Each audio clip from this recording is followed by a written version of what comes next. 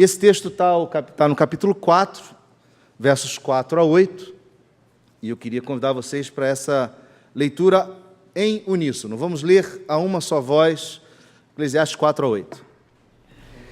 Leamos. Então vi que todo trabalho e toda destreza em obras provém da inveja do homem contra o seu próximo.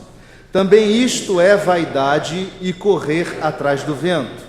O tolo cruza os braços e come a própria carne, dizendo: melhor é um punhado de descanso do que ambas as mãos cheias de trabalho e correr atrás do vento. Então considerei outra vaidade debaixo do sol, isto é, um homem sem ninguém, não tem filho nem irmã, contudo não cessa de trabalhar, e seus olhos não se fartam de riquezas, e não diz: para quem trabalho eu, se nego à minha alma os bens da vida? Também isto é vaidade e enfadonho trabalho. Se eu fizer a pergunta a vocês qual é o tema da noite, o tema da noite é o equilíbrio no trabalho. Esse texto, irmãos, ele tangencia um tema que para nós faz parte do dia a dia de todo mundo. Se já fez de alguns que talvez já estejam gozando da aposentadoria, né? Faz na vida de alguns hoje que estão lutando pela sua vida, pela sua profissão, e o fato é que todos nós estamos debaixo desse paradigma chamado trabalho, porque nós precisamos morar, nós precisamos comer, nós precisamos beber, nós precisamos ter a vida, a menos que algum de nós viva como um eremita no meio do mato, isolado, e que consiga plantar e viver do que planta. Necessariamente você e eu temos que trabalhar, temos que ser recompensados pelo trabalho para poder arcar com os custos associados ao viver. Eu tenho que pagar aluguel, eu tenho que pagar condomínio, eu tenho que fazer compra no supermercado, eu tenho que pagar as taxas, eu tenho que pagar luz, telefone, gás, água, eu tenho que pagar por remédios, eu tenho uma série de custos que fazem parte do meu dia a dia. E aí, se você for perguntar às pessoas, em geral, por que elas trabalham? Por que você trabalha? Talvez a gente escutasse respostas do tipo: eu trabalho para pagar minhas contas, ou eu trabalho para comprar bens que eu quero adquirir nessa vida, ou eu trabalho porque eu quero ficar rico, ou eu trabalho porque eu quero dar uma chance aos meus filhos de ser alguém, ou eu trabalho para me promover, para ficar famoso, eu trabalho para poder mandar em alguém. Às vezes você vai receber todos esses tipos de resposta, mas eu tenho a impressão, irmãos, que o trabalho ele deixou de ser um viabilizador para ser um determinador. O que eu quero dizer com isso? O trabalho assumiu um papel de importância tal na vida da pessoa, de forma que ele se transformou num elemento de identidade da pessoa. É curioso, porque você não é mais a pessoa que é pelo nome que tem ou sobrenome, você é aquilo que você faz.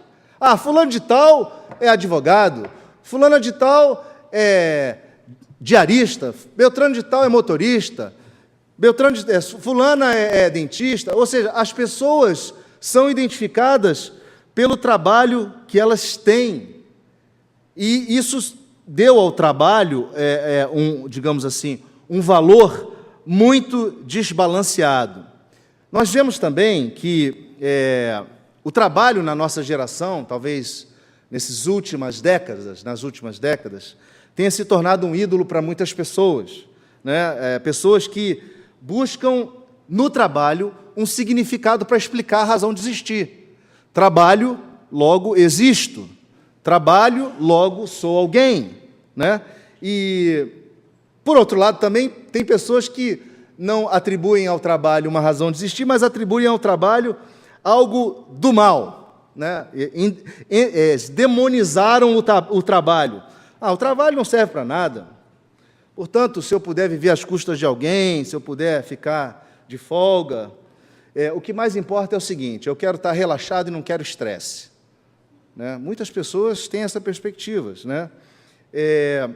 Alguns contam com uma ambição exagerada e até mesmo excedem na carga de trabalho, e é interessante porque o trabalho, no fundo, acaba se tornando um catalisador para destruir projetos importantes.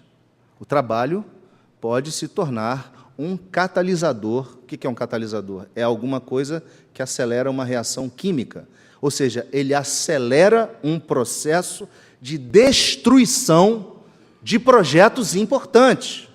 Não tem sido incomum a gente encontrar por aí um número enorme de casamentos falidos por causa do exagero do trabalho, ou filhos perdidos pelo caminho, porque seus pais exageraram no trabalho, famílias desagregadas, por simplesmente essa incapacidade de dosar a carga de trabalho, longas horas longe de casa. Eu trabalho há 31 anos, né, na área de engenharia, e passei por várias empresas e tenho ouvido de muitos colegas o quanto o trabalho tem sido para eles, na verdade, um malefício, porque eles não têm sabido dosar, têm ido muito além do que devem e têm visto as suas famílias escoarem pelas mãos, têm visto suas relações pessoais, suas relações em casa serem deterioradas, né? Parece que a sociedade está honrando o trabalho com o real significado que o trabalho tem na sua etimologia, na sua origem. Sabe, eu fui pesquisar, eu não lembrava, né, mas eu já tinha visto, mas não lembrava. Sabe qual é a origem da palavra trabalho? É tripalium, que é um termo formado por duas palavras, tri e palum, que é 3 madeiras, que nada mais era do que um instrumento de tortura, construído de 3 pedaços de estaca, né, bastante afiadas, comum muito aí na Idade Antiga, na Idade Média, né, e de forma que, originalmente, o significado de trabalho é ser torturado. Olha que coisa curiosa, né? Parece que, então, esses conceitos têm feito da palavra trabalho que ela tem na sua origem, o significado que ela tem na sua origem. Esse texto que nós lemos, ele traz algumas perspectivas de como alguém pode tratar o trabalho de forma equivocada. Vejam, de um lado, você tem lá o exemplo de uma motivação baseada na inveja, de um homem que se esmera no trabalho, se esmera no que faz, mas olhando para o sucesso alheio, motivado por cobiça, que não admite que as outras pessoas tenham mais do que ele, e que faz do seu próprio projeto de vida uma competição pelo ter. Esse homem, primeiro descrito, faz da sua própria vida uma competição pelo ter. Já no meio do texto, há um homem que se mostra um tanto quanto preguiçoso. Ele não quer esquentar a cabeça. Ele é um tolo, que quer simplesmente ficar à toa, porque trabalho é correr atrás do vento. E trabalhar estressa, então é melhor ficar na minha, ficar tranquilinho aqui e não fazer nada.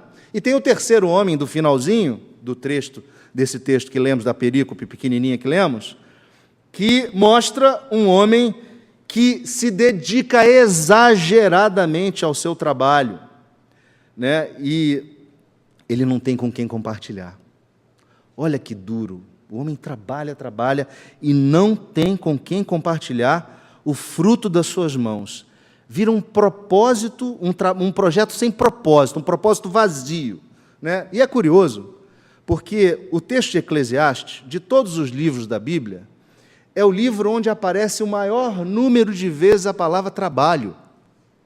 Isso nos dá a ideia de que Salomão queria, de fato, trabalhar esse texto, Deus queria, através dele, trabalhar nesses textos, para nos explicar o que, de fato, qual deve ser, de fato, a nossa relação com o trabalho. É importante lembrar também que, quando Salomão escreve o seu livro de Eclesiastes, ele tem uma perspectiva muito sombria, muito triste, porque tudo é vaidade, porque é a perspectiva daquela pessoa que não tem Deus na equação, que não olha para Deus, não entende que Deus está por trás de todas as coisas. Então eu queria, nessa noite, fazer do tema equilíbrio no trabalho o nosso foco de reflexão. E eu queria, então, propor que o equilíbrio no trabalho passa por responder 3 perguntas. O equilíbrio, para termos equilíbrio no trabalho, nós precisamos necessariamente responder 3 perguntas. A primeira delas é: para que eu trabalho? Para que eu trabalho? Né? Apesar da gente viver nessa sociedade capitalista pós-moderna, né, que quer nos dizer que o trabalho vai nos ajudar a acumular recursos, posses, é importante a gente lembrar que nem sempre foi assim. Nem sempre foi assim. E também, mormente, que este não é o conceito bíblico. Este não é o conceito bíblico. Ou seja, o que a sociedade nos diz hoje da relevância do trabalho não é o conceito bíblico. Vejam, na Idade Média, né, na Idade Média, século X, XI, XII, havia uma mentalidade que era influenciada pelos mosteiros e dizia o seguinte: o camarada tem o melhor trabalho e o mais importante se ele ficar no mosteiro orando e meditando. Porque assim ele está falando com Deus e isso é o que importa. Então, a mentalidade monástica, esse pensamento monástico, fazia com que as pessoas, na verdade, os clérigos, né, o clero, que moravam nos mosteiros, viviam uma vida ociosa, sem fazer nada, mas só viviam orando e meditando. E quem trabalhava eram os pobres, quem trabalhava era o povão. Né? Além disso, estimulava-se na Idade Média a clausura, porque se dizia: não, eu vou ficar incontaminado, eu vou ficar dentro do mosteiro, porque eu não quero me contaminar com ninguém. Afinal de contas, a sociedade está podre e eu não quero ter contato com ninguém, eu vou ficar aqui orando e vou ficar aqui meditando. E aí cunharam o termo orare est laborare, ou seja, orar é trabalhar. Orar é trabalhar. Não confundir com uma outra frase que é ora et labora, que não tem nada a ver com isso aqui. Ore e trabalhe, a frase de uma outra pessoa. Mas esse termo diz que orar é trabalhar. Quando a Reforma Protestante veio, irmãos, ela lançou luz sobre essa forma equivocada de entender a vida. Os reformadores Calvino e Lutero, eles resgataram o real sentido do trabalho. Né? Dentre todos, talvez o mais contundente foi Calvino, e ele dizia o seguinte: o trabalho, ele é uma vocação de Deus para nós, que precisa ser vivida na sociedade. E ao cumprirmos essa vocação, nós estaríamos glorificando a Deus através do nosso trabalho. Olha que ideia de fato revolucionária, usar o nosso trabalho como uma parte integrante da nossa espiritualidade.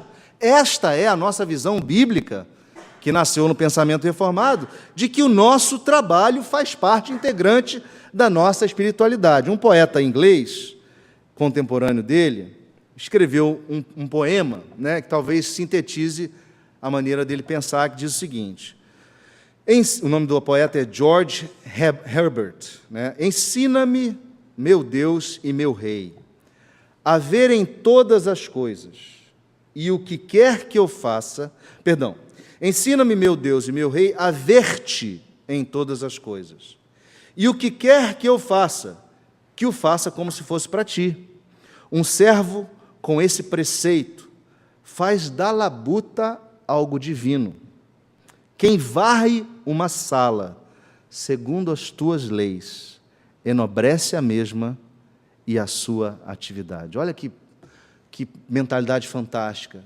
Ou seja, nós, no nosso trabalho, nós glorificamos a Deus. Nós fazemos o nome de Deus ser honrado. Nós executamos a vocação que Ele nos deu, seja qual for ela. Seja qual for ela. Não existe vocação maior ou menor, ou pior ou melhor. Deus a todos nos concedeu vocações e precisamos usá-la. Calvino usou o texto de Paulo aos Tessalonicenses, no capítulo 3, versos 10 a 12, que é um texto muito importante para nós capturarmos essa ideia da importância do trabalho. Paulo, escrevendo aos Tessalonicenses, ele vai dizer assim: porque quando ainda convosco, vos ordenamos isto. Se alguém não quer trabalhar, também não coma. Se alguém não quer trabalhar, também não coma, pois de fato estamos informados de que entre vós há pessoas que andam desordenadamente não trabalhando, antes se intrometem na vida alheia. A elas, porém, determinamos e exortamos no Senhor Jesus Cristo, que trabalhando tranquilamente, comam o seu próprio pão. Irmãos, nós precisamos trabalhar, é mandamento do Senhor, e precisamos ter a percepção de que o nosso trabalho é a execução da vocação que Deus nos deu. É algo sagrado, não é algo profano. Salomão, quando escreveu o livro de Provérbios, ele diz no capítulo 3, versos 9 e 10, ele diz uma coisa importante: honra ao Senhor com os teus bens e com as primícias de toda a tua renda, e se encherão fartamente os teus celeiros, e transbordarão de vinho os teus lagares. Ora, como eu vou honrar ao Senhor com meus bens, sem ter trabalho? Eu preciso, está implícito, honrar ao Senhor com o meu trabalho e honrar ao Senhor com os meus bens, que são resultado do meu trabalho, aquilo que vem da minha renda por trabalhar. Então, nós precisamos, irmãos, encontrar o senso de missão no nosso trabalho. Nós somos chamados a glorificar a Deus através do nosso trabalho. Então, essa primeira pergunta, para que eu trabalho, é respondida da seguinte forma: eu trabalho para glorificar a Deus. Eu trabalho para glorificar a Deus. Mas há uma outra pergunta: para quem eu trabalho? E aí você pode ter algumas respostas. Alguém pode dizer: eu trabalho para o meu chefe. Ele manda em mim, eu trabalho para o meu chefe. Eu trabalho para o meu patrão, eu trabalho para os meus filhos, eu trabalho para os meus pais, eu trabalho para o meu país, eu trabalho para mim mesmo. Para quem você trabalha? E Salomão, um pouquinho antes, no capítulo 3, dos versos 9 a 14, ele fala alguma coisa muito importante que tem a ver com essa pergunta: para quem eu trabalho? Versos 9 a 14 do capítulo 3, dá uma voltadinha aí, dá uma olhada só. Que proveito tem o trabalhador naquilo com que se afadiga? Viu o trabalho que Deus impôs aos filhos dos homens para com ele os afligir. Tudo fez Deus formoso no seu devido tempo, também pôs a eternidade no coração do homem, sem que este possa descobrir as obras que Deus fez desde o princípio até o fim. Sei que nada há melhor para o homem do que regozijar-se e levar vida regalada.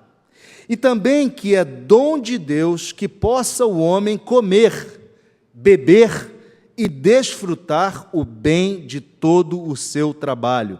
Sei que tudo quanto Deus faz durará eternamente, não se lhe pode acrescentar e nada lhe tirar, e isto faz Deus para que os homens temam diante dele. Irmão, Salomão é muito claro: é dom de Deus comer, beber e desfrutar do bem. Deus quer que nós aproveitemos a vida e os recursos que Ele nos dá. Deus está interessado no nosso bem-estar, Ele quer que nós utilizemos esses recursos em nosso favor. Um pouco antes, no capítulo 2, se você der uma olhadinha, versos 18 a 25, Salomão também fala: também aborreci todo o meu trabalho com que me afadiguei debaixo do sol, visto que o seu ganho eu havia de deixar a quem viesse depois de mim. E quem pode dizer se será sábio ou estulto? Contudo, ele terá domínio sobre todo o ganho das minhas fadigas e sabedoria debaixo do sol. Também isto é vaidade. Também me empenhei porque o coração se desesperasse de todo o trabalho com que me afadiga debaixo do sol. Porque há homem cujo trabalho é feito com sabedoria, ciência e destreza. Contudo, deixará o seu ganho como porção a quem por ele não se esforçou. Também isto é vaidade e grande mal. Pois que tem o homem de todo o seu trabalho e da fadiga do seu coração, em que ele anda trabalhando debaixo do sol? Porque todos os seus dias são dores e o seu trabalho desgostoso, até de noite não descansa o seu coração. Também isto é vaidade. E aí ele repete o texto: nada há melhor para o homem do que comer, beber e fazer com que a sua alma goze o bem do seu trabalho. No entanto, vi também que isto vem da mão de Deus, pois separado deste, quem pode comer ou quem pode alegrar-se? Qual é a graça de trabalharmos sem podermos usufruir com os nossos? Qual é a graça?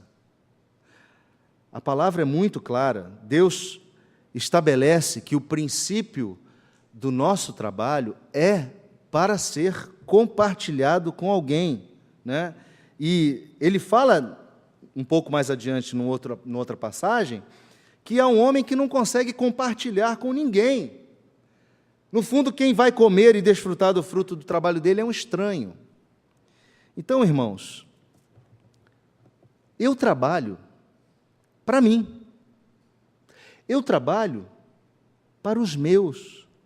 Eu trabalho para o meu próximo. Para quem eu trabalho? Eu trabalho para mim, eu trabalho para os meus, entenda-se meus, a família, e eu trabalho para o meu próximo. Não há propósito no trabalho sem que você tenha a perspectiva de que o seu trabalho vai alcançar outras vidas. Sem você ter a perspectiva que Deus te dá o trabalho para você poder compartilhar com alguém. Quando Jesus proferiu aquela parábola que registrou em Lucas, em capítulo 12, a parábola do homem rico, diz lá em Lucas 12, versos 16 a 20, que Jesus proferiu a parábola dizendo: o campo de um homem rico produziu com abundância. E arrazoava consigo mesmo, dizendo: que farei, pois não tenho onde recolher os meus frutos? E disse: farei isto, destruirei os meus celeiros, reconstruí-los-ei maiores, e aí recolherei todo o meu produto e todos os meus bens. Então direi à minha alma: tens em depósito muitos bens para muitos anos. Descansa, come, bebe e regala-te. Mas Deus disse para o homem: louco, esta noite te pedirão a tua alma, e o que tens preparado, para quem será? Meus irmãos, nós precisamos entender que o nosso trabalho precisa ser compartilhado, precisa alcançar aqueles que estão próximos de mim. Naturalmente, são os meus e são os meus próximos, aqueles com quem eu tenho contato, aqueles que estão diante de mim, diante da minha vista ou diante da minha vida, pessoas com quem estou conectado. O nosso trabalho tem que ser algo que abençoe outras pessoas. Nós precisamos aprender a usufruir dos ganhos do nosso trabalho e a não sermos demasiadamente econômicos, a ponto de não usufruirmos dos bens com a nossa família. Então, eu tenho uma boa economia e eu não faço nenhum agrado para a minha família, eu não levo a minha esposa para jantar uma vez, eu não levo meus filhos ao cinema uma vez. Se eu tenho condições de economizar, nós precisamos fazer o bom uso dos recursos. É claro que eu estou falando de algo muito simplório, muito tranquilo, né? No fundo, a grande questão do trabalho é compartilhar também os recursos para ajudar alguém, para ajudar aqueles que necessitam, para tirar a aflição do coração e da vida de alguém. Nós precisamos trabalhar para nós, para os nossos e para o nosso próximo. Para quem trabalho eu? Trabalho para mim, para os meus próximos, para os meus, minha família, e para o meu próximo. E para o meu próximo. E, por fim, talvez a pergunta mais difícil da noite. Essa eu até confesso que eu tenho dificuldade de responder, e vários irmãos vão entender por quê. O quanto devo trabalhar? O quanto devo trabalhar?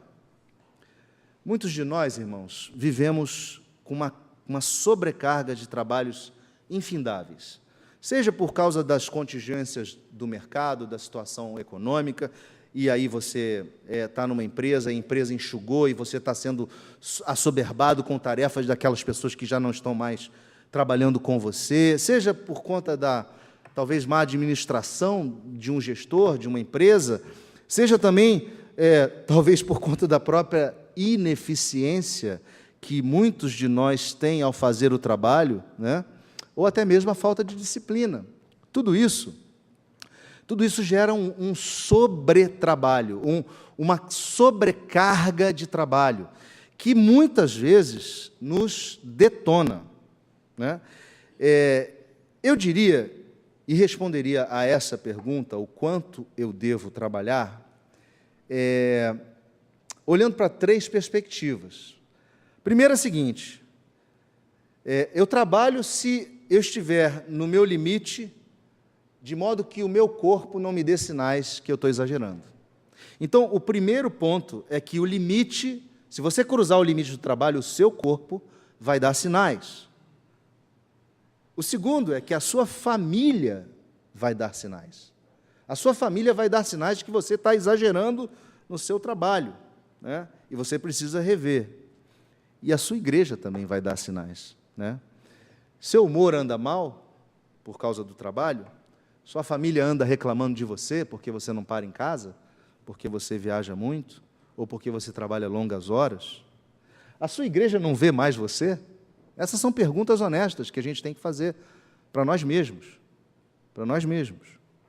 E em todas essas áreas, eu creio que sinais de alerta nos serão dados se nós estivermos avançando e exagerando nessa dose do trabalho, né? Eu tenho a memória de muitas noites, incontáveis, são 31 anos de trabalho, incontáveis noites onde eu virei noite trabalhando, muitas vezes. Eu tenho memória de entrar na empresa num dia de manhã e sair no outro dia de noite, trabalhando quase 48 horas seguidas. Tudo bem, era uma situação pontual, isso você já deve ter vivenciado, isso é a realidade dos médicos o tempo todo, que estão, né, os profissionais de saúde que estão nessa dinâmica de plantão, longas horas de trabalho. Mas nós precisamos estar atentos aos sinais. E os sinais vêm do corpo, da família e da igreja. Os sinais vêm do corpo, da família e da igreja. E, obviamente, eu estou pregando para mim, certo? Muitos sabem disso. Paulo escreveu aos Filipenses dizendo o seguinte: fazei tudo sem murmuração nem contenda, para que vos torneis irrepreensíveis e sinceros filhos de Deus, inculpáveis no meio de uma geração pervertida e corrupta, na qual resplandeceis como luzeiros do mundo. Meu irmão, minha irmã, se você está trabalhando e o seu trabalho está sendo gerador de murmuração, preste atenção, alguma coisa está errada, porque não é para ser assim. Nós não podemos murmurar o tempo todo. Está errado. Então, preste atenção. Há sinais. Há sinais. Outro texto é de Paulo aos Colossenses, capítulo 3, verso 15. Seja a paz de Cristo o árbitro em vosso coração, a qual também fostes chamados em um só corpo, e sede agradecidos. Irmãos, a paz de Cristo é o prumo. A paz de Cristo é o prumo. Se você está trabalhando num volume tal, onde a sua vida está sem a paz de Cristo, ou seja, você não está sentindo a paz de Cristo na sua vida, alguma coisa precisa ser revista, para que você tenha um equilíbrio na questão do trabalho. Então, recapitulando, nós temos essas 3 perguntas, né? Para que eu trabalho? Para quem eu trabalho? E o quanto eu devo trabalhar?